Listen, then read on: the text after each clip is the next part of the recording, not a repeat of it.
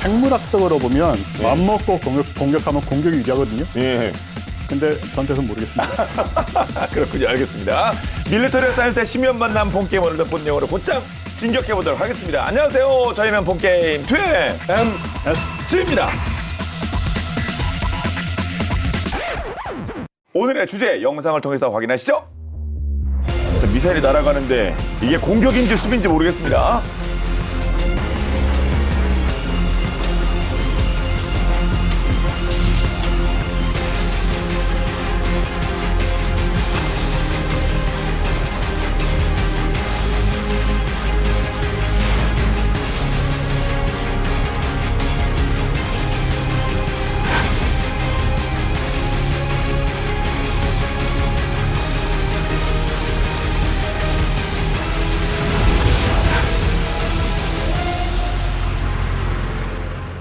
최근 중동 분쟁으로 주목받고 있는 무기 체계가 있습니다. 바로 방공 시스템인데요.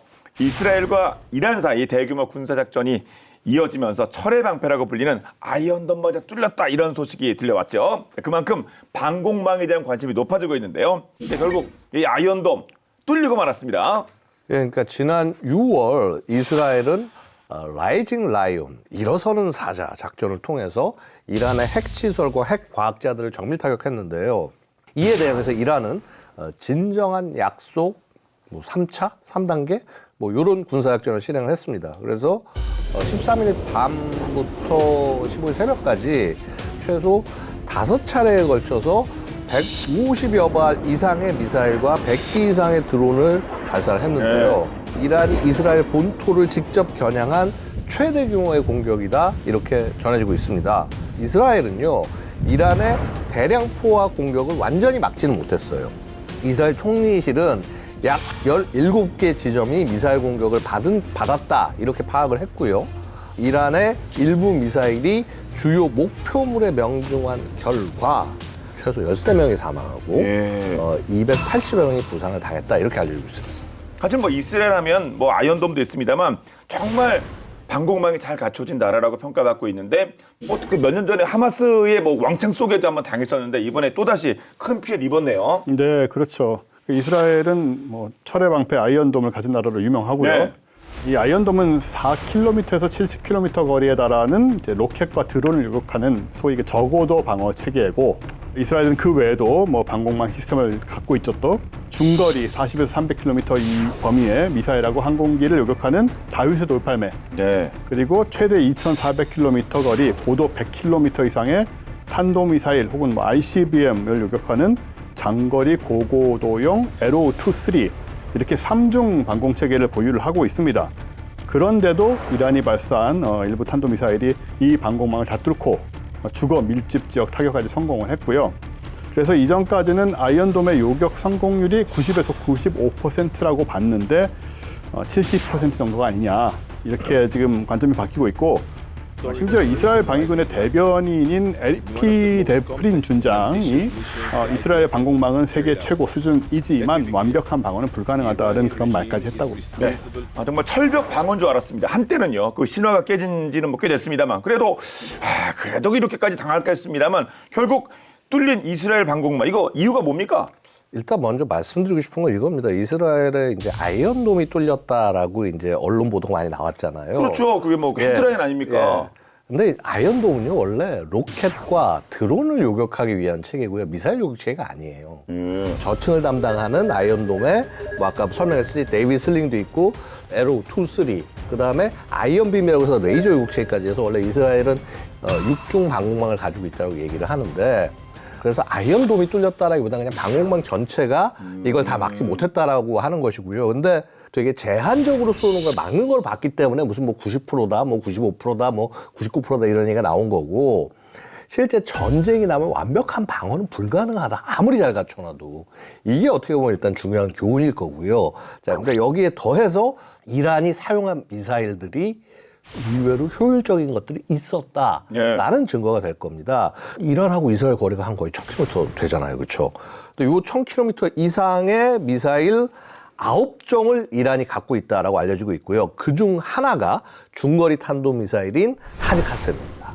사거리가 1200km고요. 그러니까 이란 중부에서 발사해서 이스라엘 방공망의 사전 탐지를 더욱 어렵게 만들었다고 합니다. 고체 연료 기반이에요. 그래서 대기권 재진입 시에 어떠냐면 무려 마하 10입니다. 속도가. 예. 그리고 목표물 타격 시에는 마하 5 정도의 속도를 낼 수 있다고 해요. 탄두는 한 500kg 정도 탄두를 갖추고 있습니다. 사실 탄도미사일로는 어떻게 보면 일반적인 그런 무게라고 할 수 있고요. 이외에도 전자전 방어가 가능한 항법 시스템에 기동성 탄두가 아닌가. 이제 앞에 보시면 이렇게 카나드가 달려있죠. 귀날개가. 네. 그렇게 해서 이스라엘 방공 체계를 돌파할 수 있었던 것이 아니냐, 이제 이렇게 보고 있습니다. 네. 그리고 이란은 그 최첨단 극초음속 미사일을 동원했다고 또 많이 얘기를 했었습니다. 이거는 바로 2023년에 개발 완료된 이란 최초의 극초음속 탄도미사일, 우리 방송에서 다 다뤘던 네. 파타우-1인데 타우, 예. 네. 사거리는 1,400km고 속도는 마하 13에서 15에 달한다고. 진짜 극초음속이네요, 그러면. 뭐 이 스펙 숫자상으로 그렇죠. 네. 그리고 고체 연료를 사용해서 대기권 안팎으로 기동을 하기 때문에 미사일 방어망을 우회할 수 있는 것으로 알려져 있고요. 이란 측은 1세대 파타우 미사일이 이스라엘 방공망을 성공적으로 관통했다고 밝혔고, 또 이런 파타우의 실전 배치가 바로 이스라엘 미사일 방어 시스템의 종말을 알린다, 뭐 이런 말까지 했습니다. 예. 그러니까 이란이 뭐 신형 미사일까지 총 동원하니까 결국은 뚫어서 이스라엘의 본토에 타격을 주는군요. 그래서 더 중요한 게 있어요. 네. 이란이 신형 미사일을 동원할 때 나름 어떻게 보면 치밀한 전략을 사용을 한 건데요. 다양한 유형의 탄도미사일 이렇게 쏘면서 드론을 무작위로 혼합해서 발사한 겁니다. 아, 거기 드론이요? 예. 와, 거기에도 또 드론이 끼는 거예요? 드론이 일종의 미끼 역할을 맡은 거죠. 네. 그러니까 이란은 작전 초기부터 탄도미사일과 저속, 저고도 드론을 섞어서 동시에 공격을 가했습니다. 소위 섞어 쏘기 전술이라고 얘기를 하는데요.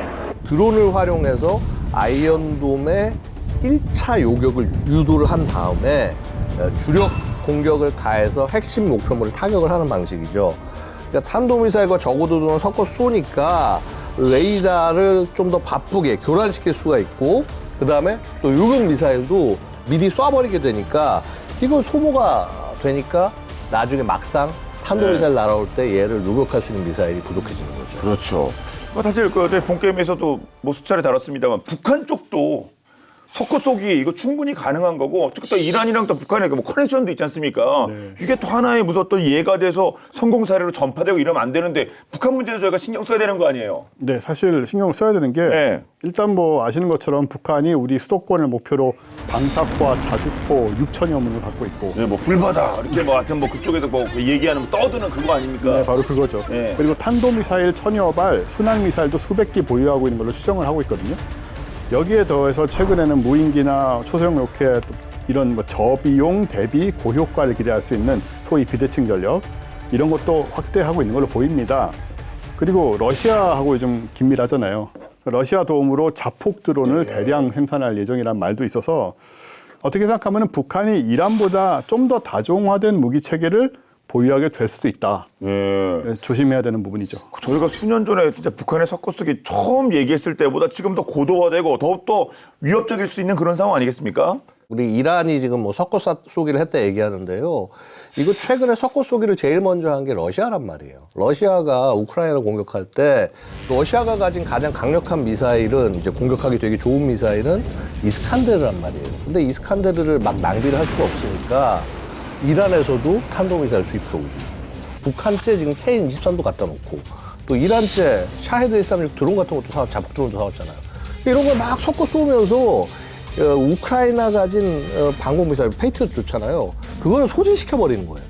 소진시킨 다음에 자기들이 정확한 목표를 때린다. 똑같이 북한으로 넘어갈 수 있다. 그래서 우리가 이 부분에 대해서 굉장히 철저하게 준비를 해야 된다고 말씀드리고 싶어요. 네. 그러면 현 시점에서 사실 저희도 뭐 수차례 북한의 위협에 대응할 수 있는 든든한 방공망을 갖춰야 한다, 갖추고 있다 말씀을 드렸는데, 자, 그 부분 다시 진행 상황이 어떤지 한번 짚어볼까요?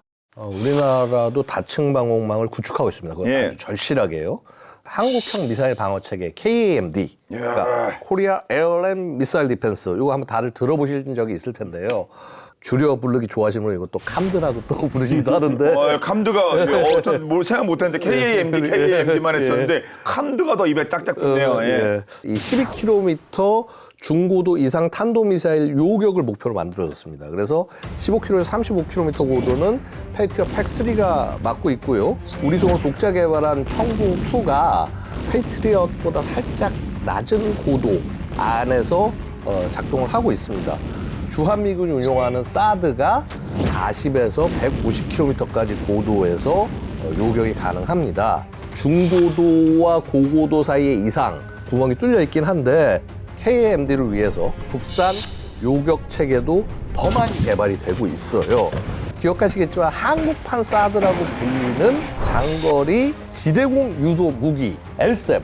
예. 자, 이게 개발이 됐습니다. 이 고도가 40에서 70km입니다. 우리 이제 그동안 언론에 알려진 60km 정도로 알려졌는데 개발 초기고요. 한 70km 정도까지 요격이 가능한 걸로 판단이 됩니다. 아시잖아요. 우리 왜 K2 전차도 뭐 사실 스펙을 속였죠, 우리가. 사거리가 더 나오는데 덜 나온다고 얘기해버린 거 아닙니까? 왜 그렇게 된 거예요? 저희도 안 쏴봤어요. 그렇죠. 우리 그런 거리가 없어요. 지평선이 보이는 데가 없어요. 그랬다면서요. 그렇죠. 우리도 몰랐다면서요. 이렇게 센지. 그렇죠. 그래서 사실 이제 그렇게 이제 무기 개발을 하다 보면 성능이 되려 더 잘 나오는 수도 있고요. 어쨌거나 이렇게 지금 SM 1단계가 가고 있는 거죠. 네. 그런데 사실 높은데 아니 뭐 고고도 이런 데는 또 그런 대안이 있는데 오히려 낮은데 그림도 보면 낮은 데는 어떻게 할 거예요? 그러니까 이거 40km 아래 이렇게 여기는 어떻게 된대요? 그러면 거기가 이제 저고도 단거리 영역 대응해야 되는 부분인데 네. 그 부분을 위한 최후의 방패도 준비를 하고 있고요. 요거는 장사정포 유격 체계인 LAMD, 우리 람드라고 부를까요? 아 그건 캄들은 괜찮아요. 람드까지는 잘 모르겠습니다. 예, 그 로우 알티튜드 미슬 디펜스의 줄임말이 되죠.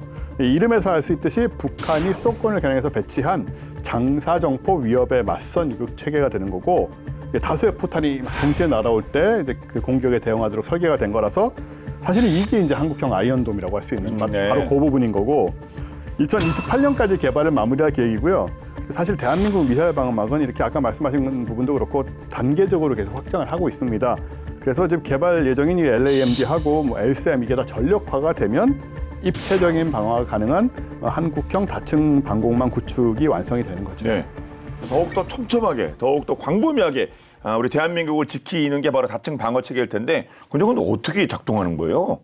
우리 싸우는 방식이 모든 방식이 사실 거의 똑같습니다. 뭐냐면 일단 적인지 아닌지 먼저 보고 탐지한 다음에 얘가 움직이는 걸 쭉 봐야겠죠. 이게 소위 탐지 과정이고요. 그 다음에 손으로 때릴 거야, 발로 때릴 거야, 몸으로 부딪힐 거야. 그걸 결정하는 게 지휘 통제고, 때리는 게 요격이죠. 그렇죠? 마치 그래서 이 탐지, 요격, 지휘 통제 이 세 가지 능력이 유기적으로 결합돼야지 가능합니다. 캄드의 소위 그 미사일 탐지 이거는 지상에서 운영하는 슈퍼 그린파인 레이더가 작동을 하고요. 그다음에 해상에서 우리 이지스 함도 요 미사일들의 움직임을 이지스 레이더를 통해서 추적을 할 수 있습니다. 요격은 아까 말씀드렸던 대로 천궁2, 그다음에 페이트리엇 팩3, 뭐 혹은 사드 이제 이런 것들이 동원이 되는 거고요. 가장 중요한 게 사실은 적합한 무기 체계를 곧바로 찾아가지고 곧바로 연계해줘야 되는데 그 역할을 하는 게 바로 지휘 통제인데요. 이거는 지금 우리의 그 지휘 통제 센터에서 그 임무를 수행을 하고 있습니다. 이 소위 캄드의 이 지휘 통제 센터 이게 어디에 있냐 하면요. 그 군사기밀 아닙니까? 이미 언론에 다 나와버렸어요. 아 그래요? 아니, 우리 언론에 나옵니까? 그게 제일 중요한 거 아니에요? 캄드하고 킬체인을 하는 데가 뻔하거든요. 바로 오산 공군기지에 있는 우리 대한민국 항공작전의 심장이라고 할 수 있는 항공우주작전본부. 바로 여기가 그 임무를 수행합니다. 우리 그 실제로 그 임무 수행하는 우리 장병들입니까? 그쵸. 이제 왜 여기 이렇게 잘생겼습니까? 공군들이 좀 잘생긴 것 같아요. 엄청 잘생겼는데요. 다 잘생겼습니다, 우리 장병들. 예. 한국군과 함께 미7공군 인원들, 607 항공우주작전본부, 그래서 주한미 우주 미군들과 함께 근무하면서 연합 합동작전을 바로 이곳에서 준비를 합니다. 평소 그 한미 양국의 연합 감시 정찰 자산을 통합 운영해서 적의 활동과 도발의 징후를 감시하고 분석하는 곳이죠. 그래서 이 바로 항공우주작전본부의 중심에 있는 게 이 캄드 작전센터라는 겁니다. 그래서 이 공군 미사일 방어 사령부 산하의 이 캄드 작전센터는 지난 5월에 최초로 언론에 공개되긴 했습니다. 그렇군요. 이게 뉴스를 안 보신 거예요. 제가 뭐 비밀을 이렇게 뭐 하는 게 아니라. 예. 이게 최근이었군요. 5월이 얼마 되지도 않았네요. 예. 말씀만 들어봐도 이 캄드 작전센터 진짜 중요할 것 같습니다. 네, 왜냐하면은 북한 미사일 위협을 가장 먼저 탐지하고 요격하는 방어 작전을 수행하는 곳이 바로 여기 캄드 작전센터이니까 너무너무 중요하고요. 공군 미사일 감시대, 이지스함, 뭐 조기 경보 위성, 기타 등등 이 탐지 체계에서 탄도 미사일을 탐지하는 즉시 바로 이곳으로 정보가 오게 돼 있고요. 그러면 이제 캄드 작전센터는 예상 낙하 지점을 산출을 해서 컴퓨터로 각 군과 민간의 경보를 전파를 하게 되고 방어를 해야 되니까 대한민국 전국의 미사일 방어포대 30여 개 그리고 요격 미사일이 거기에 각각 32발에서 128발까지 배치가 돼 있거든요. 도합 약 2,000발 정도의 요격 능력을 우리가 갖고 있다고 보는데 KAMD 작전센터가 바로 탄도미사일 정보를 여기다 다 전송을 해주는 거죠. 그럼 이 전송을 받으면 예상 낙탄 지역에 위치한 포대가 나서서 요격미사일을 발사를 하게 되는 거고 이런 순서를 거쳐서 적의 탄도미사일을 무력화하는 이런 구조가 만들어져 있는 겁니다. 예. 방어를 하는데 뭐 빈틈이 있으면 안 되니까 시간적으로도 5조 4교대로 365일 24시간 다 계속 돌아가게 돼요. 4교대? 피로해지면 안 되니까. 정신 똑바로 차려야죠. 예. 시스템적으로 받쳐줘야죠, 여건을. 예. 네, 그래서 6시간씩 해서 이제 4교대로 하고 있고요. 북한은 최근 10년 동안 100여 회에 걸쳐서 200여 발의 탄도미사일을 발사를 했습니다. 계속 쏘고 있죠. 뭐 테스트라는 명목이지만 어쨌든 계속 쏘고 있고 그런데 이 캄드 작전센터가 북한이 발사한 모든 탄도미사일을 탐지했다고 합니다. 와, 10년간 모든 케이스면 한 200번 그거 다 우리가 감지해서 이렇게 뭐 정보를 갖고 있는 거 아니겠습니까? 그런데 예. 아이러니하게도 대한민국 방공망의 최대의 사각지대가 사실 지휘체계예요. 그쪽으로 다 통합되는데 어떻게 거기가 사각지대가 됩니까? 이거 말이 잘못된 거 아닙니까? 사실 이제 캄드 작전센터를 만들면서 공군 거는 모으기 시작했는데 이걸 전군 차원에서 모아야 되거든요. 그 부분이 좀 부족하다는 겁니다. 이게 무슨 말인 거 아니에요? 자, 지금 보면요. 우리가 이 방공 시스템을 얘기하는 거죠. 미사일 방어는 얘기하는 게 아니라 방공이 전체가 되려고 그러면은 공군과 육군이 통합돼야 돼요. 그 다음에 사실 해군도 생각하면 해상까지도 같이 통합이 돼야 되고요. 그런데 그렇죠. 이 12km를 기준으로 해서 아래쪽 적어도는 육군이 담당합니다. 그래서 이제 LAMD가 이제 통합이 될 거고요. 이 위쪽은 공군이 담당을 하게 되죠. 야, 이거 서로 같이 연계돼야 되는 거 아니야? 라고 하는 지점이 되면은 이때부터 야, 이거 통합 어떻게 하지? 약간 좀 이런 모습이 돼버린다는 거죠. 그래요? 예. 일단 캄드는 일단 공군 안에 있기 때문에 공군의 C4I 체계인 AFCSS를 통해서 이제 정보를 주고받고요. LAMD는 결국 또 육군으로 갈 거니까 육군의 ATCS 그거를 활용하게 되고요. 결국 뭐냐면은 서로 다른 망이에요. 실제 운용하는 단계에서도 정보를 주고받으면서 같이 정보 융합이 돼야 되는데 그 합참 지휘 통제 체계에서 연동을 시켜가지고 해서 정보를 묶어가지고 그냥 보여주는 거예요. 그러니까 묶고 연동하고 하는 동안 또 시간이 손실이 있거든요. 데이터와 시간이. 그러니까 그렇지 않겠습니까? 이게 그러면 뭐 우리가 뭐 합동성 뭐 미래 얘기를 하는데 서로 다른 망에서 놀고 있으면 이게 안 되는 거예요. 북한이 탄도미사일 쏜다 그러면은 뭐 수도권 날아온 거 딱 3분이에요. 부산에 떨어져도 7분에서 8분 정도예요. 신속하게 탐지하고 그다음에 그 탐지한 정보를 그대로 곧바로 받아가지고 대응하는 거 필수 중에 필수라는 거예요. 그래서 결국은 이런 문제를 해결하기 위해서는 전부 다 같이 하나로 묶여서 소위 중앙 집중화를 시켜놓고 자 C4I 그러니까 지휘 통제, 통신, 컴퓨터, 근데 이제 나중에 뭐 C5I에 대해서 사이버까지 포함해서 자 이거를 완전히 통합을 해서 써야 된다는 얘기입니다. 그 말은 뭐냐면 더 이상 육군, 해군, 공군 전술망을 따로 쓰는 게 아니라 한 망에서 모여가지고 해서 움직여야 된다는 뜻이 되는 거예요. 이거를 뭐라고 해야 될까요? 통합이라 할 수 있는 그 위험 요소 생기는 것 같은데 다른 나라도 역시 똑같은 고민하지 않겠습니까? 다른 나라 케이스는 어떻대요? 고민을 해결한 나라들이 있죠. 예, 해결했답니까? 네, 일단 이스라엘 같은 경우에 저고도의 아이언돔 그리고 중거리의 그 다윗의 돌팔 나브지 슬링 그리고 고고도의 에로우 2, 3 그 핵심이 바로 통합 지휘 통제 시스템입니다. 2023년 기준으로 이스라엘은 모든 방공 자산을 단일 네트워크로 연결했어요. 예. 그래서 당연히 실시간 정보 공유 그리고 빠른 의사 결정이 이제 가능한 그런 시스템이 갖춰져 있는 거고요. 미국도 마찬가지입니다. 미국도 본토와 동맹국의 방어를 위해서 이제 지상, 해상, 우주 이렇게 글로벌 미사일 방어 체계를 운영을 하고 있는데 미국 방공망의 가장 큰 강점 역시 글로벌 네트워크로 연결된 통합 지휘 통제 시스템이다. 그렇군요. 미국은 실제로 전 세계에 배치된 레이더 위성을 통해서 모든 지역의 미사일 발사를 다 실시간으로 탐지가 가능하고요. 또 이 정보를 동맹국과 공유하는 시스템도 다 갖추고 있습니다. 예. 아니, 우리 한반도 내에서의 이 체계 통합도 쉽지 않은데 미국은 먼저 글로벌하게 진짜 어떻게 그 통합 지휘 통제 시스템을 구축하고 또 운영했나요? 역시 천조국인가요? 일단 미 육군으로 오면은요, 노스롭 그루망의 통합 방공지휘 통제 시스템인 IBCS, 이게 2023년부터 지금 도입이 되고 있습니다. 유럽에 먼저 이 IBCS를 배치를 했고요. 왜냐하면 전쟁 중이니까. 올해 이 인도 태평양 지역에 이제 이걸 전개를 할 예정이라고 합니다. 이게 이제 뭐의 약자냐면 Integrated Air and Missile Defense Battle Command System. 육해공의 다양한 레이더와 요격 체계를 하나의 네트워크로 연결을 해서 공중 위협체를 더 빠르고 정확하게 파악해내겠다. 전쟁터에 보면요, 엄청나게 많은 센서와 슈터가 있습니다. 센서라는 게 이제 뭐 적의 항공기, 미사일, 무인기 요게 탐지할 수 있는 뭐 지상에 있는 이런 뭐 레이더라든가 아니면 항공기라든가 이런 것들이 센서 역할을 할 수가 있고요. 적 위협을 요격해가지고 공격하는 게 슈터가 되겠죠, 그렇죠? 그러니까 미사일이나 대공포 같은 거. 이 IBCS는요, 여러 센서에서 들어오는 항적 정보를 융합을 한 다음에 하나를 융합을 해서 이 슈터에다 뿌려주는 거예요. 그러니까 왜냐면 센서와 슈터를 그야말로 하나의 네트워크에서 전부 다 모아준다는 건데, 이게 어떻게 되냐면 장비나 부대나 혹은 이게 공중인지 지상인지 해상인지 영역에 상관없이 현재 운용 중이거나 향후에 도입될 모든 방공, 감시정찰 자산, 이거 전부 하나의 네트워크에 묶는다. 합동군대에서 싸울 거면 일단 정보부터 합동이 되고 지휘 통제부터 합동으로 뭉쳐야 되는 거 아니야. 그렇군요. 이게 싸움의 가장 기본 중에 기본이 된다는 거예요, 미래 싸움에서. 예. 예. 이게 전반적으로 보면 예. 정말 기술력과 합리성을 느낄 수가 있거든요.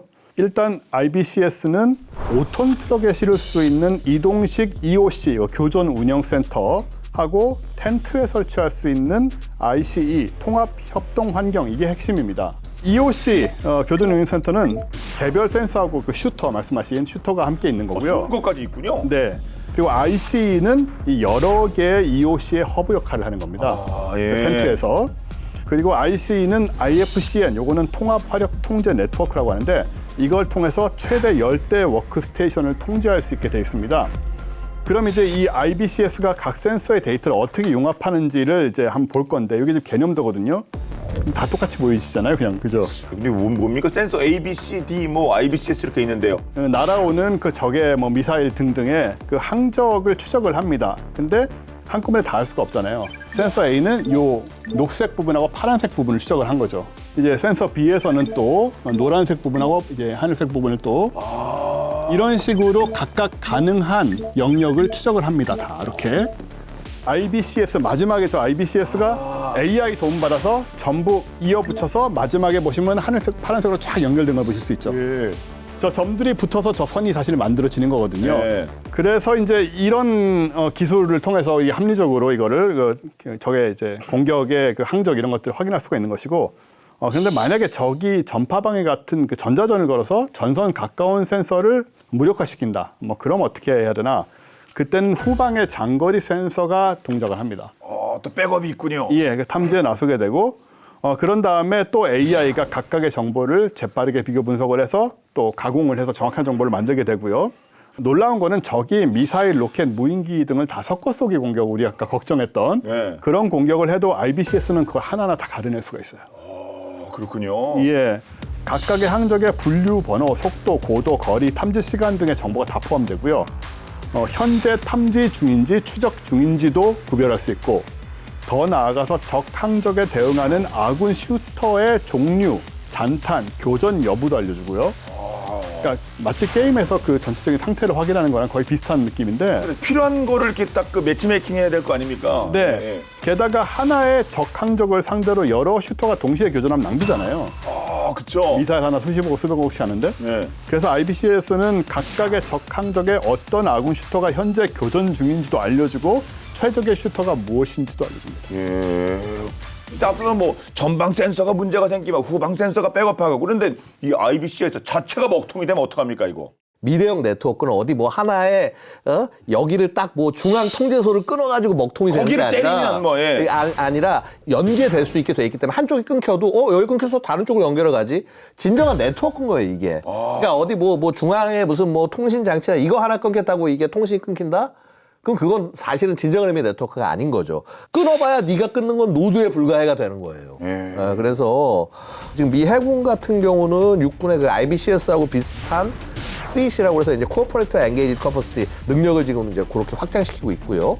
미 공군은 기존에 쓰던 거 대신에 ABMS, 그러니까 첨단 전투관리 체계, 요거를 이제 준비를 하고 있고요.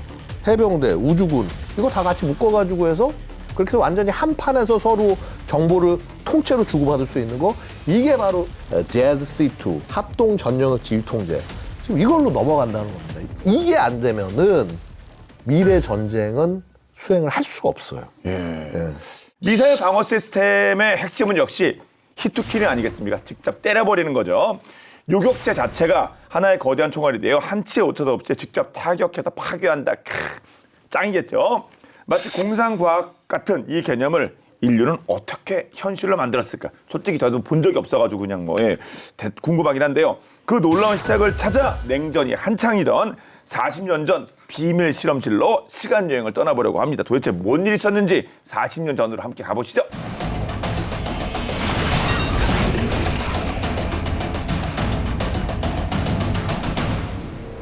미국의 한 박물관 구석에 정체를 알 수 없는 기묘한 물건이 하나 전시되어 있습니다.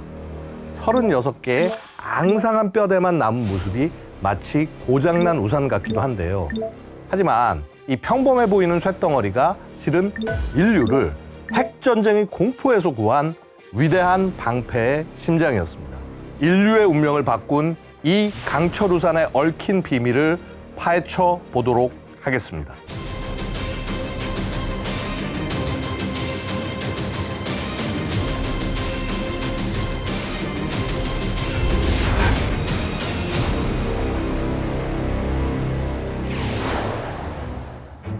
제2차 세계대전 독일의 V2 로켓은 충격 그 자체였습니다. 한번 발사되면 요격할 방법이 전혀 없어 인류는 처음으로 막을 수 없는 공격에 대한 공포를 느꼈죠. 전쟁이 끝난 후 이 V2 기술은 미국과 구소련의 손에 들어갔고 더욱 강력한 무기인 대륙간 탄도미사일, 즉 ICBM으로 재탄생했습니다. 이 절대 무기 앞에서 인류의 유일한 방패는 너가 쏘면 나도 쏜다는 공포의 균형, 따라서 상호 확증 파괴라는 위태로운 약속뿐이었죠. 물론 방패를 만들려는 시도가 없었던 것은 아닙니다. 미국은 나이키 프로젝트를 통해 나이키 제우스라는 요격 미사일을 개발했는데요. 날아오는 핵 미사일을 더 강력한 핵폭탄으로 우주에서 터뜨려 막는다는 것이었죠. 하지만 1962년 나이키 제우스는 치명적인 문제점을 드러냈는데요. 핵폭발이 일으킨 강력한 전자기 펄스, 즉 EMP가 수천 킬로미터 밖 하와이의 통신망을 마비시키고 우주에 떠있던 아군의 위성까지 고장내버렸죠. 결국 핵으로는 핵을 막을 수 없다는 사실만 증명되었습니다. 과학자들은 원점으로 돌아가 가장 근본적인 질문을 던졌는데요. 핵폭발 없이 오직 순수한 물리적 힘만으로 목표물을 파괴할 수 없을까?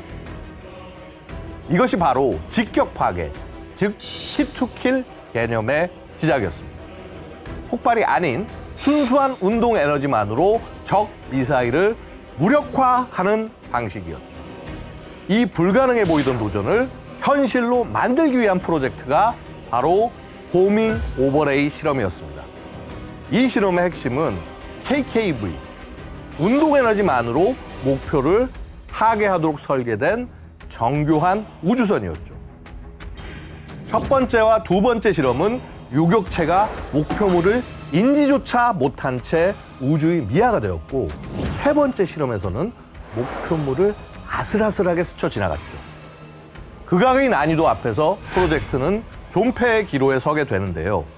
그럼에도 과학자들은 요격체의 센서와 유도 장치를 계속해서 개선해 나갔습니다. 그리고 마침내 누구도 상상하지 못했던 해법을 내놓게 되었죠. 바로 이 강철 우산인데요. 당시 기술로는 시속 28,000km로 날아가는 작은 탄두를 정확히 맞추는 건 불가능에 가까웠습니다. 그래서 과학자들은 역발상으로 충돌 면적 자체를 넓혀서 명중 확률을 높이기로 합니다. 초기 비행 단계에서 요격체는 일반 로켓처럼 접힌 상태로 발사되는데요. 센서와 추력기로 목표물에 접근하다가 수백 미터까지 근접하면 36개의 강철 스포크를 순식간에 펼쳐 지름 4.5m의 거대한 원형 그물이 만들어지도록 설계했습니다. 거대한 파리채로 파리를 잡는 원리였죠. 그렇게 시간이 흘러 1984년 6월 10일 모든 것을 건 네 번째 실험의 날이 밝아왔는데요. 칠흑 같은 어둠이 내린 태평양의 밤, 캘리포니아에서 모의 핵탄두를 실은 미니트맨 ICBM이 어둠을 뚫고 솟아오르는데요. 드디어 화잘레인 환초에서 그 총알을 잡기 위해 KKV 요격체가 발사됩니다. 고도 160km, 공기도, 소리도 없는 우주 공간. 두 개의 미사일이 서로를 향해 돌진하는데요. 3, 2, 1. 거대한 섬광이 번쩍이며 목표물은 산산조각이 났죠. KKV 요격체의 강철 우산은 시속 28,000km의 속도로 날아온 탄두를 정확히 타격했고 인류는 역사상 처음으로 총알로 총알을 맞히는 데 성공하게 됩니다. 호밍 오버레이 실험의 성공은 히투킬이라는 개념을 공상과학의 영역에서 현실이 국방 전략으로 끌어올렸는데요. 하지만 기술이 빠르게 발전하면서 아이러니하게도 가장 먼저 사라져야 할 무기가 되고 말았습니다. 오늘날의 요격체는 적외선 센서와 가시광선 카메라, AI 기반 계산, 초소형 추력기를 활용해 실시간으로 궤도를 수정할 만큼 정교해졌기 때문이죠. 비록 강철 우산은 역사 속으로 접혔지만 그 실험이 펼쳐놓은 가능성이라는 토대 위에서 인류의 방패는 지금 이 순간에도 계속해서 진화를 거듭하고 있다고 합니다.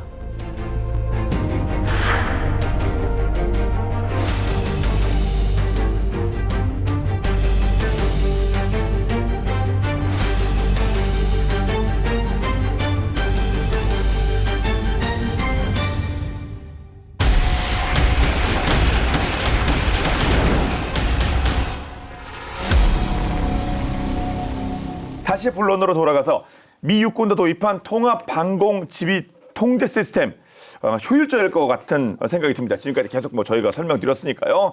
우리나라는 그러면 언제쯤 어떤 것들이 도입될까요? 일단 도입 가능성은 있겠죠? 일단은 이제 주한미군에 이 IBCS가 배치가 된다고 하는데. 주한미군이 먼저? 네. 근데 우리나라의 우리 군에 IBCS를 도입하기 위한 검토는 아직은 이루어지지 않는 걸로 보이고요.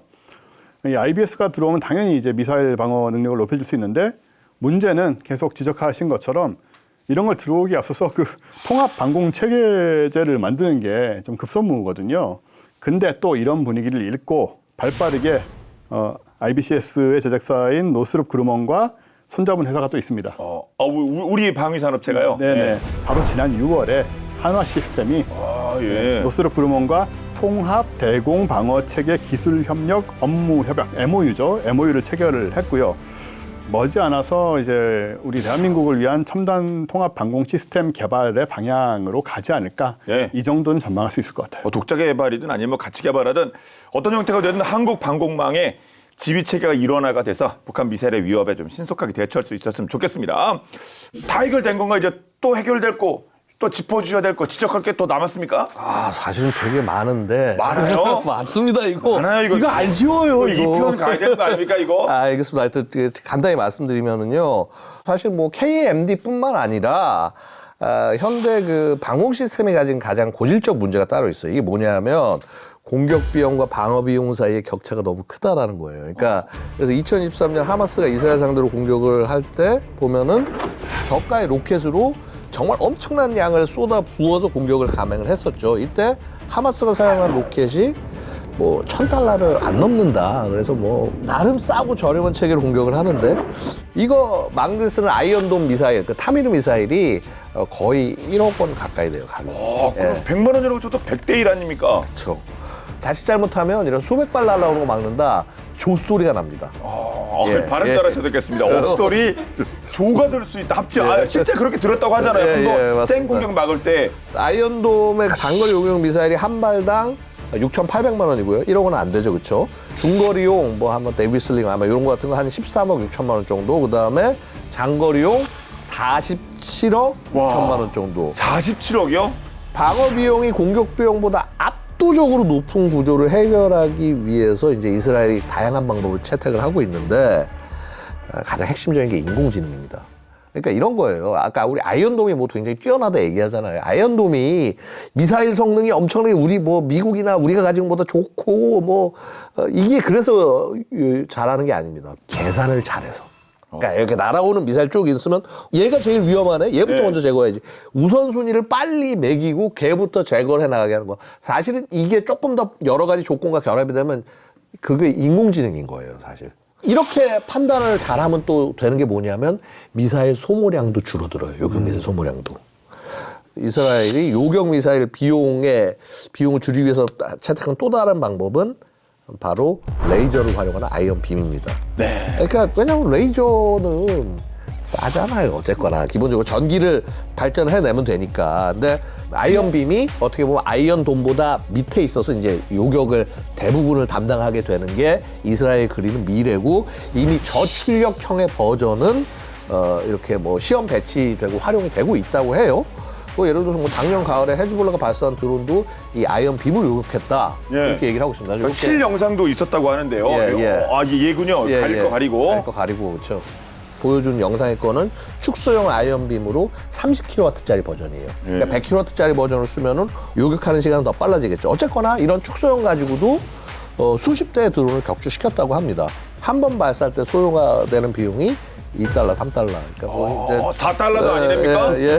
몇천 원 수준에서 이게 해결이 되는 거예요. 가성비 최고입니다, 그야말로. 예.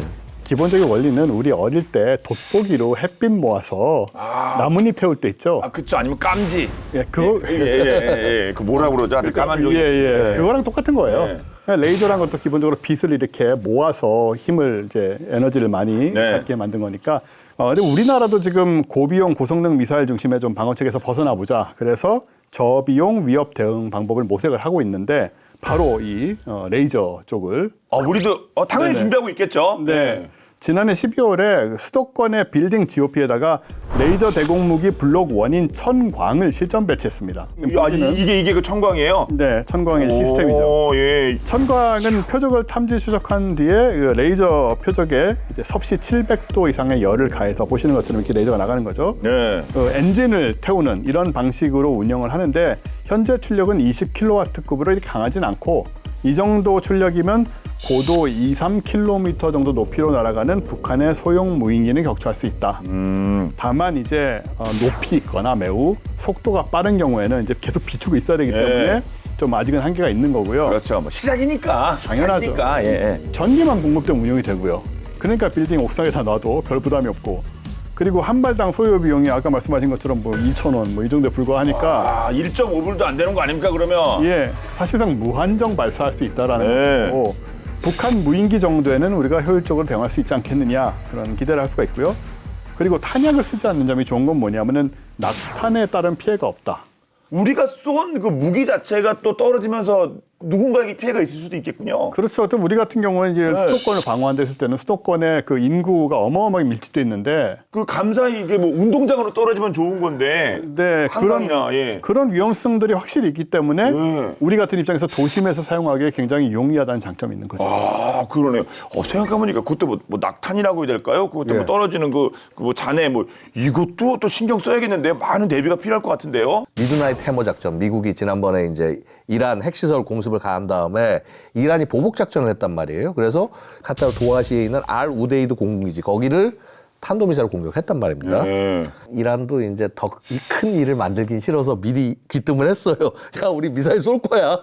그 트럼프 대통령이 말씀하셨잖아요. 고맙다고. 예. 그래서 이란이 탄도미사일 쏜 것 중에서 14발이 모두 미국 패트리엇에서 요격이 됐단 말이에요. 그럼 요격됐다고 아무 피해가 없냐? 그렇지가 않습니다. 이게 날아가다가 요격을 하는 건 결국은 어디 해안가 어디쯤에서 요격이 됐단 말이에요. 그럼 여기 인구 밀집지란 말이에요.